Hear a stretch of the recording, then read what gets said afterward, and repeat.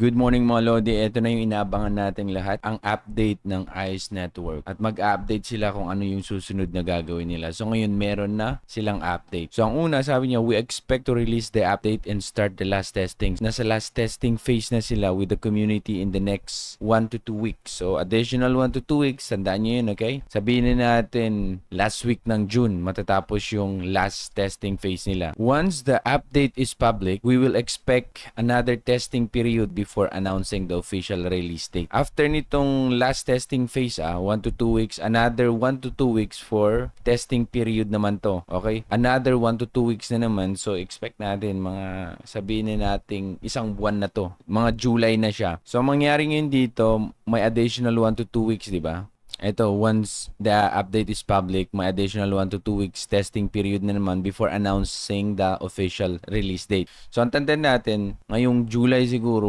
additional 1 to 2 weeks na naman. Mga August siguro, mga Lodi, sigurado na meron ng announcement dun sa official release date. The new app will be submitted to the stores, which include a lot of features and bug fixes. It should be available to download before the official release date. Before pa mag-official release date, mga Lodi, available na siya sa store na kung saan pwede nating i-download. Ginagawa naman nila yung update talaga. Nung nakaraan, sabi nila na may aayusin sila sa application kasi hindi nga makater ang napakadaming mga users sa ICE. So ngayon, kailangan ng upgrade na mangyayari. So ito, ginawa nila and then nagbigay sila sa atin ng update. So we have designed, sabi niya, all microservices to scale up to 500 million users and more if needed. So yun, ang magandang update dito sa ICE Network, mga Lodi. Wait lang natin mga Lodi, yung mga naiinip dyan na laging nagtatanong about ICE, eto na yung update nila. So expect natin, August siguro, magiging available na itong application para sa mining na tinatawag. Okay? So yan mga Lodi, ang update sa ICE Network. Ako si Trogi and thank you so much for watching. Ito Lodi, open natin ang bagong crate. Bagong crate to Lodi ngayon. Tignan natin kung may napalanunan tayo. Sana meron. Shoo! Open. Laging ganyan, 100 Supra lang.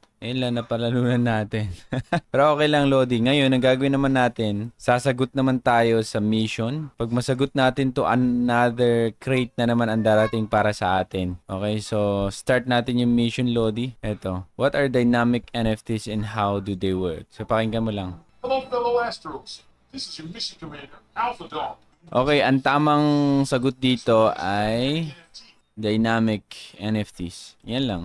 Good job. You earn a mission crate. Okay? Antayin na naman natin. So, darating yun 6 days pa. Yung crate na yun. Tignan natin kung mananalo tayo. Ayan. Ganun lang. Nasagot na natin and wait naman natin kung may laman yung crate natin, Lodi. Okay? Mga Lodi, alam nyo, mahaba-haba pa tong bigayan nila ng Supra, Lodi. At itong Supra kasi medyo maganda yung team. Maayos ito, Lodi. Na kung saan marami ding mga projects ang gustong makipartner or mag-build dito sa Supra Oracle, Lodi. Pag i-check nyo, itong expedition, ayan o, dito pa lang tayo. So tapos na to. Tapos na yan. Ito ang hindi pa natatapos. Okay, marami-rami pang mga planet ang pupunta natin. So, dito ngayon ang ginagawa natin. So, every planet, tumataas yung kanilang Supra token price. So, ngayon, itong planet na to is nasa 200,000 ang may pamimigay nila. So, next dito, mas lumalaki. Lumalaki ng lumalaki. So, marami pa, Lodi. So, join na kayo ng Supra Blast Off para ma-earn kayo ng star at saka Supra token, mga Lodi. Hindi lamang yan, may possibility na mananalo kayo ng kanilang giveaways. Katulad ng ganito. So, 20 days na lang, pwede ka manalo ng Razer Gaming setup. At eto naman yung worth 45,000. Hindi ko alam kung kailan magaganap to, pero eto lang muna. Coming soon tong Pax Gold. Coming soon trip around the world. Tapos coming soon tong Toyota. So, may mga, malay mo, manalo ka sa isang ticket, diba? Sayang naman. So, yan, Lodi, join na kayo para maka-earn kayo ng Supra token yung mga Lodi. Ako si Trogi and thank you so much for watching.